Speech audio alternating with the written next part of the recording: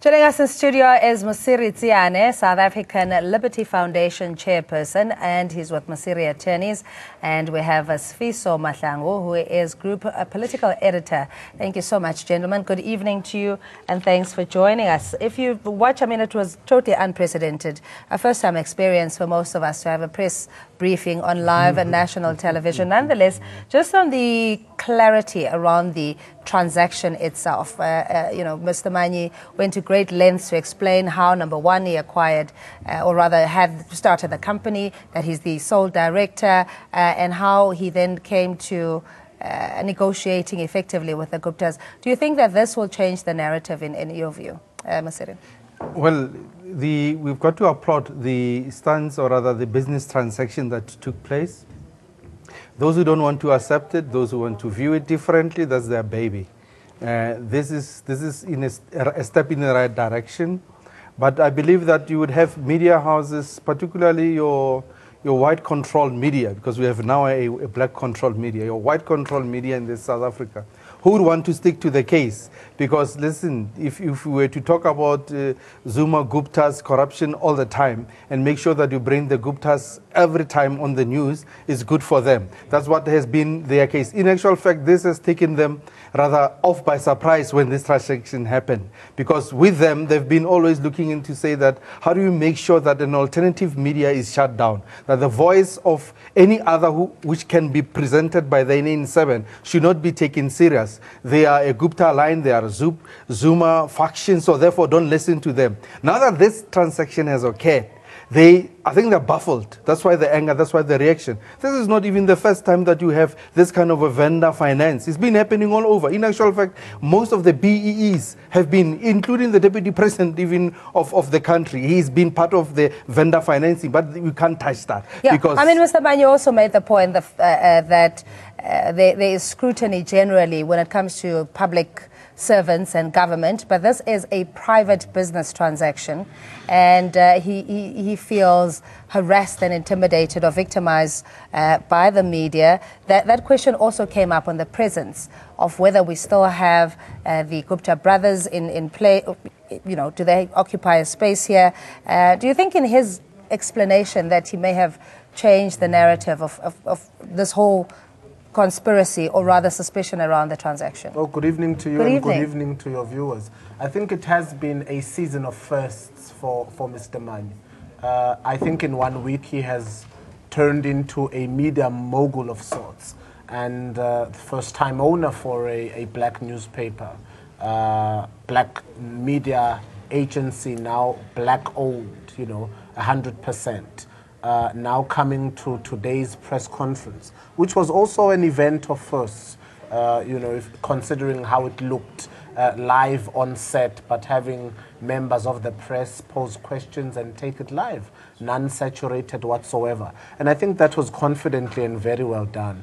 But we can't run away from the fact that those questions had to come. In fact, I expected more, more grievous attempts to discredit Mr. Manyi. But if you look at the space of the media, Cindy, in 40 years, the media space in this country has only migrated from print to online.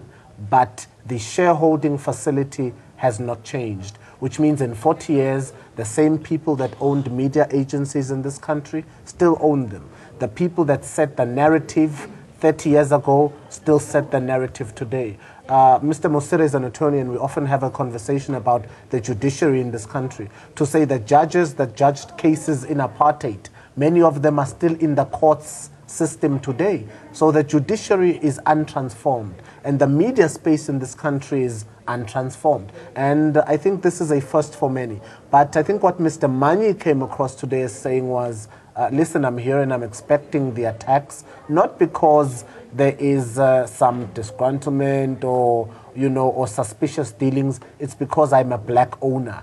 And if you saw the journalist that came here in a very supremacist tone, wanting to page through the documents to see if in fact they were already signed, by Mr. Manyi, yes. And if the stamp was in place, checking the date, if the date was correlating to what Mr. Manyi was saying, in case the black man is lying. So I think those things sort of you know, have been instilled in us to say a black person cannot stand alone and be a credible leader. There must be a nuance of corruption and shady business. But what ANN7 has come to say is it's all out there.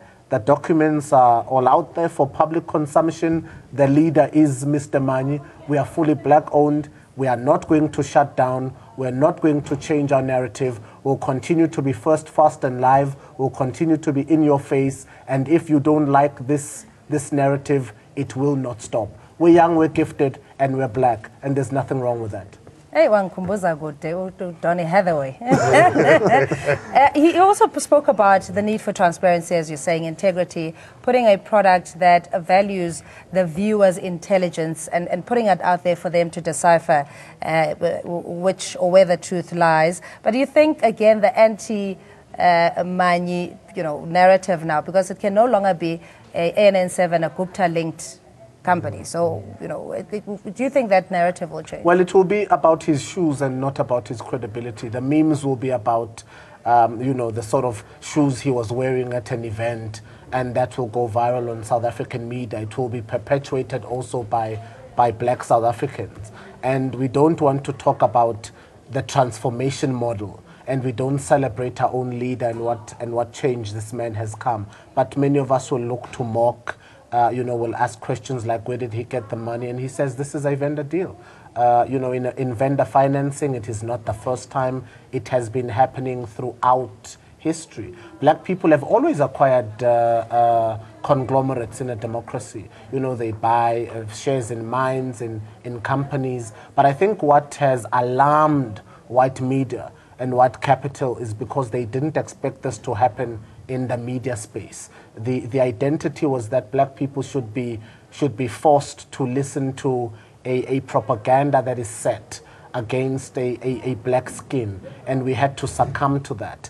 But when the tables were turned and this new narrative does not sit well with a group of some people in this country. So it's not because vendor deals did not exist, and I think many white people are aware of that, and white media is aware that vendor deals have always been in existence. But Mr. Manyi has entered a space that many black people were afraid to enter. He's entered a space that white people did not expect a black man to enter, because if you enter the media space, I think you have made a lot of people very uncomfortable. And I'm sure it's going to be a very treacherous road going forward. Now, if you've missed it earlier, the Lottie Docs chairman, Mzwanele Manyi, went to great lengths to dispel the notion that his company is fronting for the Gupta family.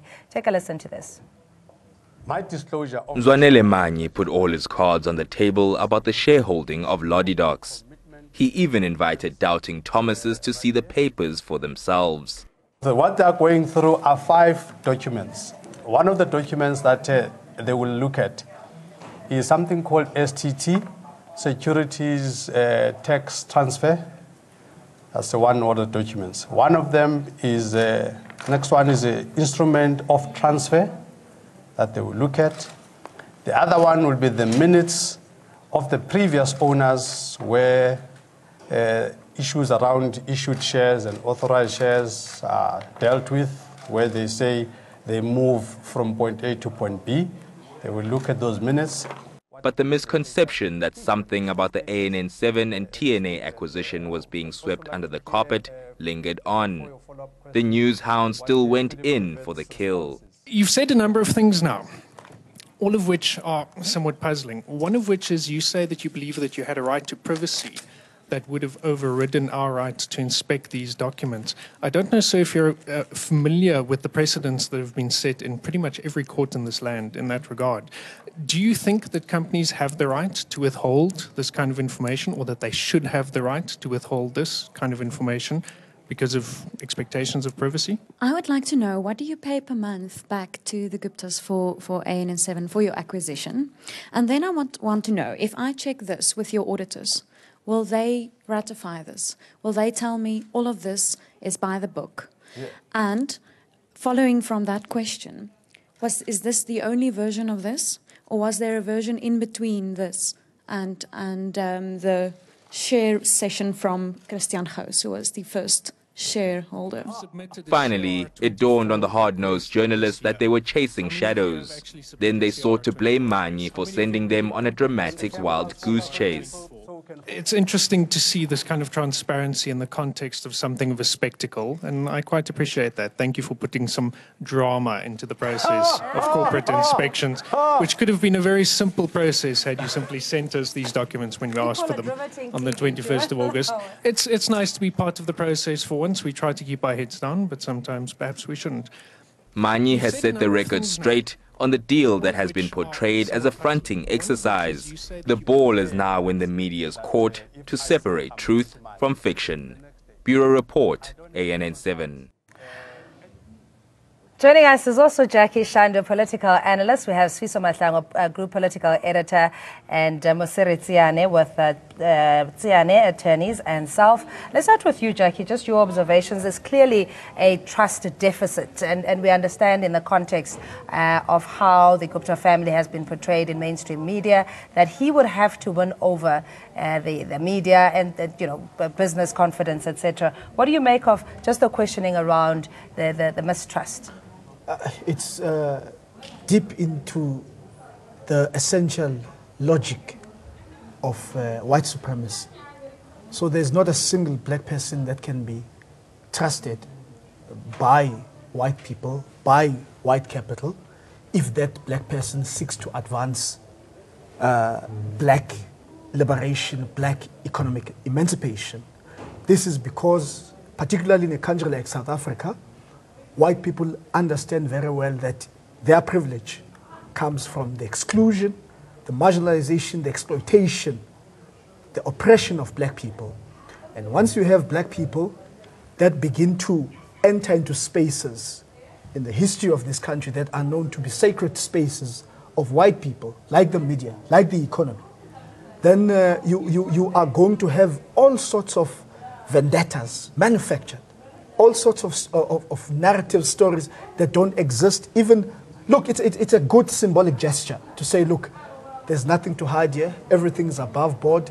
We've complied with the laws of the Republic, but it still does not address the key motive of this kind of scrutiny, this kind of trying to find something wrong. That comes from the deep-seated rejection of meaningful attempts to transform South Africa, meaningful attempts to get black people into commanding heights of the economy. Yeah, but Mr. You wouldn't say that it comes because of the former shareholders and the kind of reportage that they've received in the media, that anything that is remotely associated, even if it is from a new acquisition and a new partner, that would be scrutinized? The scrutiny will continue for some period until people really have got to drop it in and leave it as it is. The fact that this was a trap card that all the time your opposition in general, a white monopoly, has been having to say that how do you bring down this, and how do you bring down the governing party? How do you bring down and make a regime change? It has always been that this one is corrupt, they're associated with this individual. Despite them having won even in case, despite you not even having with enough evidence to show the corruption that you don't have even today, despite all these allegations, you would continue to scrutinize and even want to know. One of the funny questions I had asked was, how much are you going to pay? You ask a private individual, how much are you going to pay in order to repay your loan? It has to be of public knowledge. That I don't even understand. How do you go for that in general, we've got to look at every transaction in South Africa and ask them that how much are they repaying back, what and so forth. We go deep down into the private transactions that are happening. It's unheard of, it's upset. But nonetheless, the fact remains that people are unhappy. Some people are unhappy in certain factors that indeed there is a radical economic transformation. For once in South Africa and in my lifetime, I am stationed here at 100% black-owned TV for the first time. I mean, it's a watershed moment, and it was indeed quite a privilege to host our colleagues in the media space to try to get to the bottom of whatever overarching concerns there may be. But do you think there was a sinister ploy or motive, in your view, beyond just the journalistic inclination of wanting to get answers? Well, there was definitely a sinister view. Because this is what I do, and I know of many colleagues in the industry. Some did not attend, and some staged a bit of a walkout when, when they were invited and they found out that it was going to be, set live, and they would listen to a press conference being given by Mr. Manyi. And I think perhaps in issues of tendency, one has to bring a racial context to this. When one, has a tendency of rulership or leadership, when you come into young black staff and you are sitting here with Mr. Manyi and you look at the editors in this place and they're young and black, and opinionated and gifted and perhaps, there are sinister approaches and sinister mindsets that many people would want to have against us. But I think the broader dialogue for me is even political. The media space in this country has never been entered by a revolution. And, the ANC had a very broad program on how to get the country collectively, very strategic, and it worked for over 60 years. The ANC has COSATU to deal with workers. It had the SACP for communists. It had SADU for teachers. It had POP Crew for police workers, the likes of SASCO for students. But and it didn't have a SANEF. And all of those worked together, but they didn't have a SANEF for media organizations, particularly because they were a forbidden party. It was illegal to run. When they were in exile, they had what you had, radio freedom. So when they came back, they started running a country, but they did not decolonize the media spectrum. And for that reason, the media giants, the media writers, the media owners have always been white. And their messages are considered to be true. Their messages are considered to be effective. And if you're a new kid in the game trying to enter this market, which is significantly monopolized, then you're ousted. You become the Gupta and you become the Zupta. But how things have changed, and it's 2017. Yeah, and it's a marvel to watch. It's to be congratulated. It is a marvel to watch. Now, despite Mzwanele Manyi's detailed clarification, there were still desperate attempts to cast aspersions on the deal. Listen in.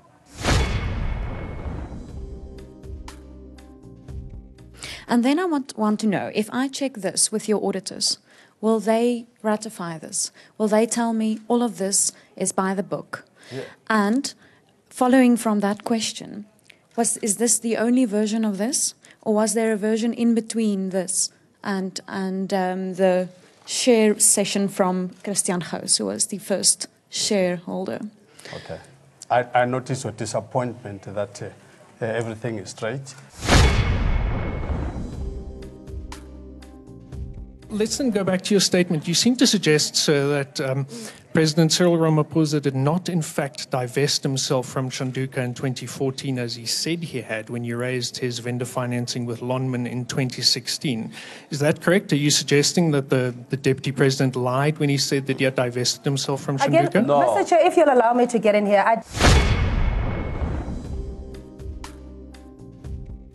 Mr. Manyi said he wasn't happy with the way the media questioned some of the financials around the business. The inflated 450 million paid. The New Age circulation is secret, so it's hard for us to know how many copies you do sell, how much advertising you get. Would you, in the interest of transparency, which you've spoken about today, make the circulation of the New Age open and public?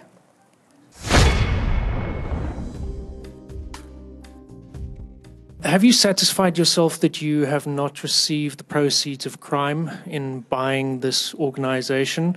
And perhaps even more pointedly, should it subsequently turn out that ANN7 and the New Age were funded in part by money that belonged to the South African people, what will you do then? What recourse will be available to you, and how do you believe you should act should that emerge?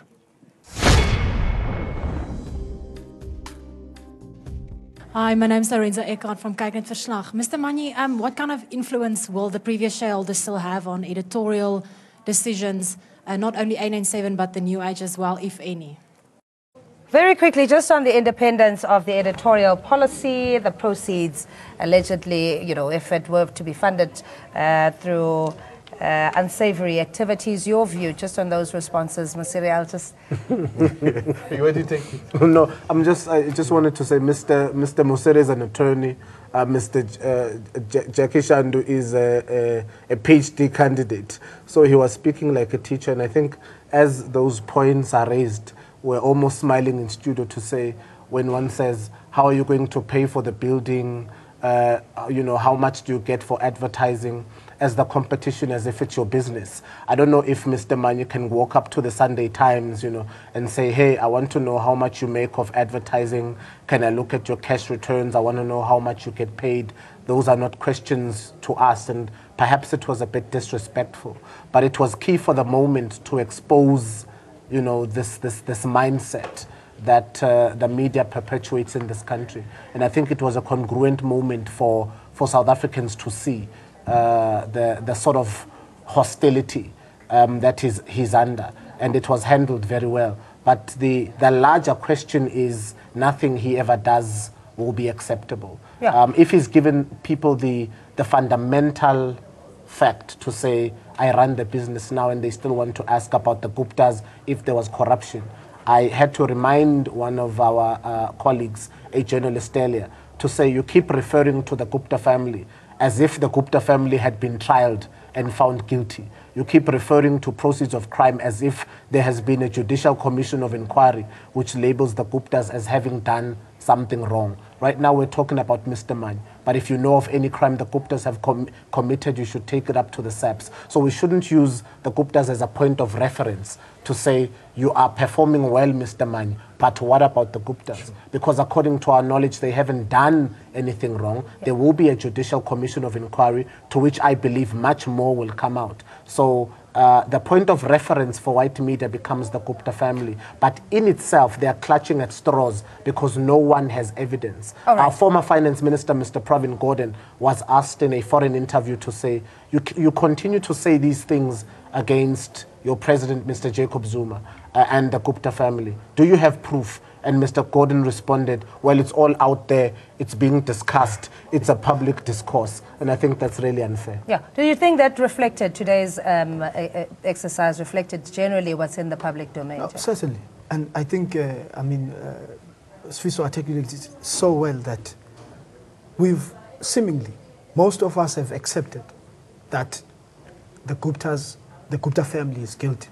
We treat them in terms of how we think of them and how they enter into conversations, right? So if I'm trying to cast aspersions on your person, if I'm trying to insult or offend you, I associate you with the Gupta family, which suggests that these are people that we know have been trialed, convicted and sentenced in the court of law and found guilty. Jackie, I'm going to have to leave it there. I'm afraid we're out of time. But thanks indeed, gentlemen, as always. Jackie Shandu, political analyst.